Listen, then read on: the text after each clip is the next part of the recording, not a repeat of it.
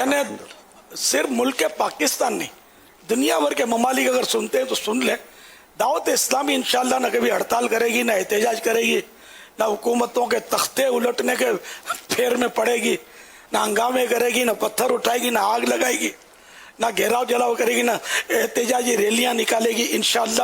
میرے بعد بھی ایسا نہیں کرے گی، میری دعوت اسلامی والے میرے وفادار رہیں گے انشاءاللہ، کہ عطاری کے خمیر میں غداری نہیں ہے انشاءاللہ۔ سبحان اللہ، ماشاء اس لیے ہم لوگ بے ضرورت لوگ، ہم سے ڈرنے کی ضرورت نہیں ہے۔ دیکھو، ہم نیکی کا کام کرنا ہوتا ہے نا، تو تھیلیسیمیا کی کسی نے توجہ دلائی کہ ہاں یار کرنا چاہیے، تو خون دینے کا تو آپ نے دیکھا کہ جو بھی ایک تاریخی کارنامہ دعوت اسلامی نے انجام دیا نا، اس کے بعد نفری ہے، اور اس میں مطلب یونیٹی ہے۔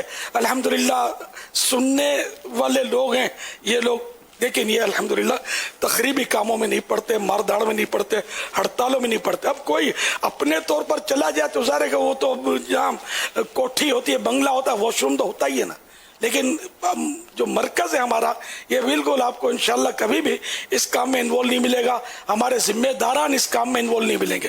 یہ مارا ماری اور پھاڑا پھاڑی پر ہم لوگ یعنی کہ نہیں، ان چکروں میں ہم اللہ سے ڈرنے والے لوگ ہیں۔ اللہ کی رحمت سے ہم یہ بس کہ کسی طرح اللہ کے بندوں کو ہمارے ذریعے راحت پہنچے، تکلیف نہ پہنچے۔